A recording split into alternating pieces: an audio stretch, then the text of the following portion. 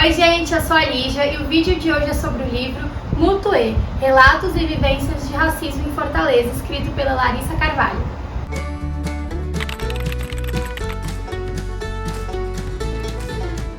Se você está chegando agora no canal, já peço para você se inscrever, ativar o sininho, deixar o seu like e de me seguir nas redes sociais. Vou deixar aí embaixo para você não perder. Tem conteúdo lá quase todo dia e já adianto que eu vou deixar também os links das redes sociais da Larissa. Vale a pena você acompanhar o trabalho que ela faz. Além de escritora, ela é uma jornalista excepcional e uma amiga querida, então já segue ela também para ficar por dentro das novidades. A Larissa escolheu como TCC fazer um livro-reportagem e ela é uma mulher preta, então ela resolveu unir o trabalho dela com as vivências pessoais e falar sobre uma pauta tão importante que é o racismo. Ela é de Fortaleza, eu morei lá por muito tempo, vocês sabem, então é por isso que é Vivências de Racismo em Fortaleza e eu vou contar um pouco dessa história para vocês. Primeiro eu queria elogiar a diagramação do livro. Diagramação, para quem não sabe, é a maneira como que o livro é impresso, as coisas são ordenadas, então se vocês verem, tem sempre algumas imagens, gráficos, texto, tudo intercalado, tem frases de livros, tem série, então é um livro que eu achei muito bonito, muito agradável de segurar, de ler, de devorar, sabe? Bom, e a gente tem um sumário, e nesse sumário, primeiro a gente tem um prefácio, e ele é dividido em alguns capítulos. São 3 capítulos principais, mais um capítulo extra, falando um pouco sobre os dados da temática e os modos de sentir. E eu não vou falar também sobre todo o livro, porque eu acho que é importante vocês terem a experiência, mas eu vou ressaltar principalmente um capítulo que foi o que mais me marcou. Primeiro eu queria ressaltar o título do livro, né? Mutuê. Você deve estar se perguntando o que é isso, eu também me perguntei, e a Larissa explica que a palavra mutuê, ela vem do ritual Kibane Mutuê, que é cultuado pelo candomblé da Angola, é um país da África, e Mutuê significa cabeça. Então é um ritual que tem o intuito de alimentar essa força, a intuição, que vem da cabeça, remete a tudo isso, sabe? E aí ela quis dar o título do livro justamente com essa ideia de fortalecer a cabeça sobre esses pensamentos que ela explora nessa obra. Então eu achei o título muito inteligente, muito legal, muito bonito, de um significado bem impactante. Já que ela diz que é na cabeça que ficam as vivências, mas que também ficam as dores, mas que também ficam os aprendizados. Então é sempre nessa área que a gente vai explorar o que esse livro aborda. Aí ela traz realmente uma parte muito interessante de dados, que ela fez uma pesquisa com 500 pessoas ali na região de Fortaleza sobre o racismo. Então perguntando se a pessoa já passou por alguma situação de racismo em Fortaleza, se essa pessoa se considera branca, preta, amarela, parda, nível de escolaridade, nível econômico, a parte comportamental, se a pessoa já produziu uma fala racista, se já presenciou uma cena racista.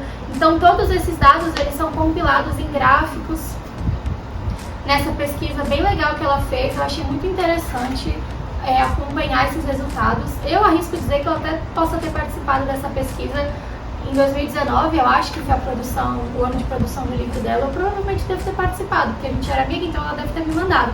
Então eu gostei muito, assim, de entender um pouco mais como as pessoas se enxergam e é triste, né, gente? Por exemplo, 67,7% das pessoas diz que sim, já presenciou alguma cena no cotidiano que considera racista em Fortaleza. 9% diz que sempre presencia, 5% diz que não, 0,3% diz que nunca, 12% disse que talvez, mas não se recorda, e 5% algumas vezes. Então, você consegue ter essa dimensão de como as pessoas enxergam esse assunto, sabe?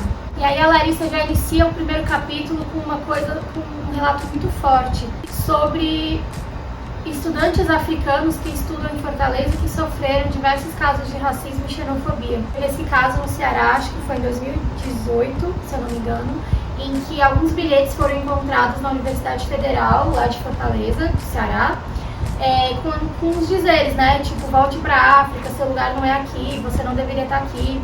E obviamente esses bilhetes eram direcionados a alunos que estavam fazendo intercâmbio, enfim, que estavam estudando ali na UFC. E por isso, por si só, já é uma problemática gigantesca, né, gente? E aí ela coloca um pouco de como foi o acompanhamento da mídia, como foi a repercussão da universidade, dos alunos, e ela conversa com alguns estudantes que são de países da África sobre como eles se sentiram em relação a isso. Tem até uma parte, ela ele escolhe não se identificar, né? Mas tem uma parte que ele diz que sempre gostou da cor dele, nunca viu problema, nunca tinha passado por isso até chegar ao Brasil. E erroneamente muitas pessoas acreditam que na África isso seja muito cultuado, mas foi só no Brasil, quando ele chegou, que ele se deparou realmente com um racismo escancarado. Então esse rapaz moçambicano conta, né, tudo que ele passou, e relatos muito fortes, e é bizarro pensar que ele só se deparou com racismo ao chegar no Brasil.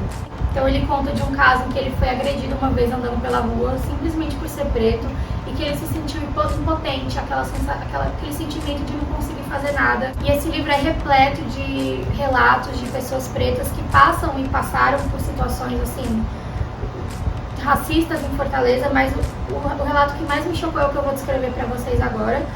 Não vou falar todos, porque eu acho que vale a leitura para vocês conseguirem entender um pouco da mensagem do livro, sentir o impacto dessas mensagens, dessas afirmações, sabe? É um livro repleto de passagens fortes, mas eu acho que também traz uma coisa mais sensível diante desse olhar, do que poderia mudar em relação a isso.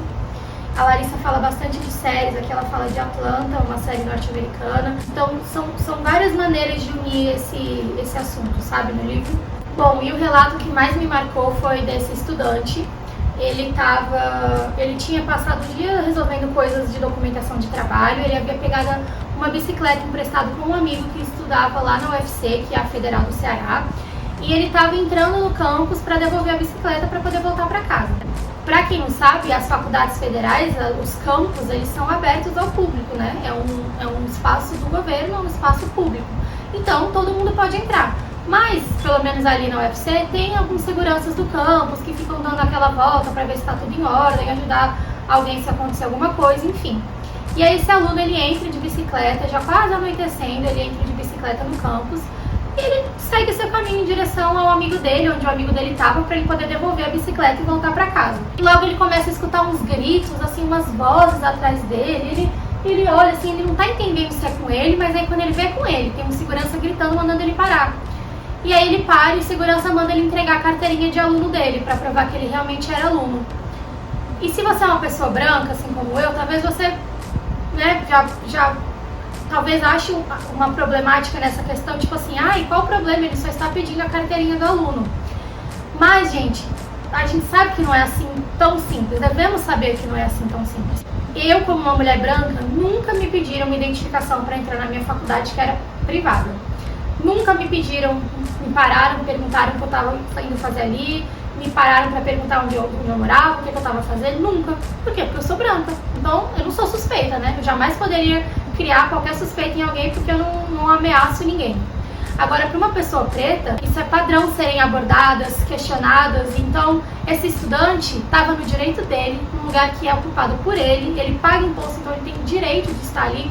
O ato de um segurança o parar e pedir uma identificação, um documento, não é somente, ele só queria saber se era aluno.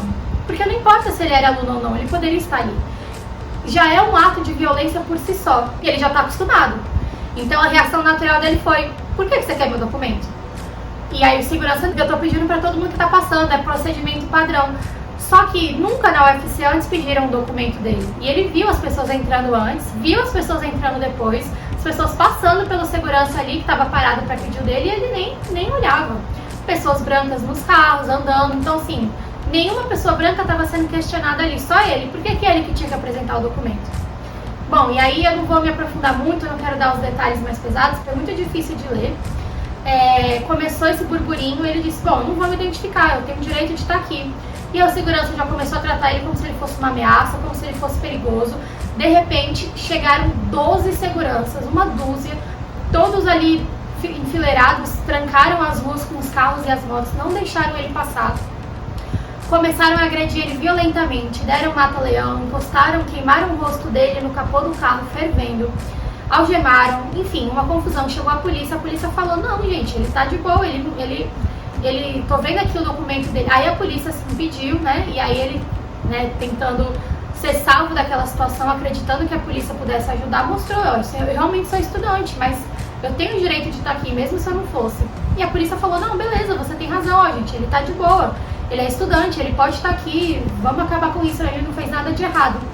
E quando ele finalmente achou que estava livre, que ia poder continuar seguindo pelo caminho dele no campus, ele é parado mais uma vez pelos seguranças que estavam seguindo ele após a polícia ter ido embora, e levaram ele, enfiaram ele no porta-malas, levaram ele para um quartinho ali, provavelmente na área de segurança da faculdade, prenderam ele num armário ali numa sala e ameaçaram ele com um taser, jogaram ele no chão, enfim, gente, uma coisa horrível. Então assim, você imagina o terror que esse cara não passou, e o pior era ver as pessoas passando e olhando para ele naquela situação, vendo os seguranças agredirem ele, ameaçarem ele, e ninguém parou para ajudar. Por que ninguém parou para ajudar? Se fosse uma menina branca, será que alguém não teria parado? Então, assim, foi realmente um relato de terror, até que um amigo dele, que por um acaso também era, acho que era vereador suplente, eu não sei o termo correto, conseguiu encontrar ele, parou para ajudar, e enfim, eles tomaram as medidas cabíveis, fizeram um BO. Eu não sei se essa história conseguiu ser denunciada, mas no dia seguinte a faculdade disponibilizou um texto dizendo que iam apurar as denúncias e que iam investigar, mas a gente sabe que ele só passa um pano, nada foi feito.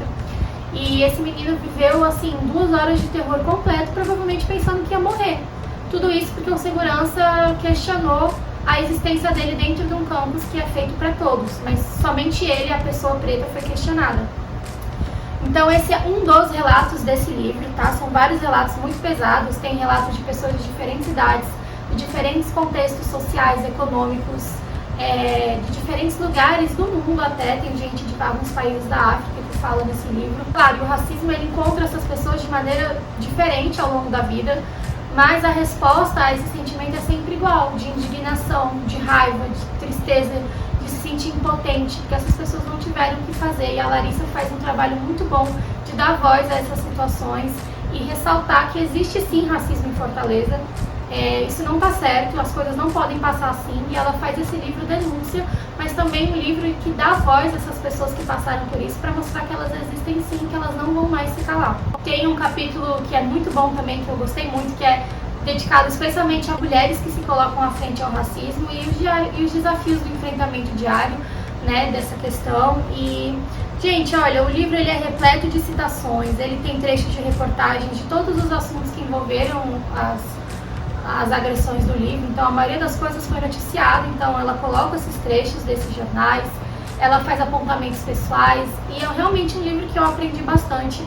Eu acho que principalmente como mulher branca eu preciso estar diante dessa realidade, entender o meu lugar nela, né? O que eu contribuo para que isso aconteça, o que eu faço para impedir, como é que eu posso contribuir nessa luta. E acho que o primeiro passo é possibilitando a leitura de livros como esse. Então esse livro é mais do que nunca uma tentativa de despertar a reflexão das pessoas, principalmente as cearenses, sobre as problemáticas do racismo no estado, e que ninguém está salvo dessa problemática e que todo mundo precisa ter um papel de reconhecimento e de mudança para que isso pare de acontecer. Eu fiquei pensando muito assim, se eu tivesse andando pelo campus da faculdade e eu tivesse presenciado aquele menino ser agredido pelos seguranças, será que em 2019 eu teria feito algo? Será que eu teria ao menos tentado me aproximar para tentar entender o que estava acontecendo, se alguém estava em perigo? Eu arrisco dizer que talvez em 2019 não. Mas eu acho que depois de ler esse livro, hoje, pelo menos com certeza, claro, a gente tem medo, a gente nunca sabe o que está acontecendo. Eu, pelo menos, tenho muito medo de policiais no geral, armas, essas coisas. Mas eu acho que hoje eu com certeza me aproximaria para tentar entender o que é isso, o que está acontecendo. Tem alguém precisando de ajuda? Então eu acho que só por isso esse livro já mudou completamente a minha visão de mundo nesse sentido, sabe? E você pararia para ajudar? Porque quando a gente sabe que o rapaz está sofrendo racismo e uma injustiça, a gente fica, é claro que eu pararia. Mas se você só visse um rapaz negro sendo abordado por 12 policiais, 12 seguranças, você chegaria perto? É difícil, né, gente? Você afirmar com certeza que sim. Nós temos esse preconceito enraizado na gente mesmo. Pelo menos eu falo por mim, sabe? Então, é isso, gente. É desconstruir e melhorar a cada dia. E eu fiquei muito feliz que a Larissa me enviou o livro dela. Eu acho que ele contribuiu muito pra mim. E atenção, se você quiser comprar no Tuê, Relatos e Vivências de Racismo em Fortaleza, eu vou deixar o link das redes sociais da Larissa aí na descrição. Ela está com as últimas edições, então se você quiser, você precisa correr para adquirir. Fica de olho nas redes sociais dela, porque ela vai fazer também uma rifa para você concorrer a um livro. Tem vários conteúdos legais sobre o livro nas redes da Larissa. E ela também é uma jornalista foda, essa é a palavra. Ela criou o primeiro site de mídia voltada para pessoas pretas do país. Então todas as notícias são sobre assuntos relevantes para a população preta. É um trabalho foda, é um trabalho pioneiro, é um trabalho que rendeu a ela muitos prêmios, indicações, reconhecimento, e é uma força muito importante que ela tem ali nesse meio, principalmente no Ceará. Então fica aí a dica, chama Site Negre, vou deixar na descrição para vocês também. Então é isso, que a gente possa ouvir falar ainda muito mais da Larissa Carvalho. Se você é novo aqui no canal, já peço para você se inscrever, ativar o sininho, deixar o seu like, de me seguir no Instagram e no TikTok. Vou deixar o link aí das minhas redes sociais na descrição. Eu espero que vocês tenham gostado.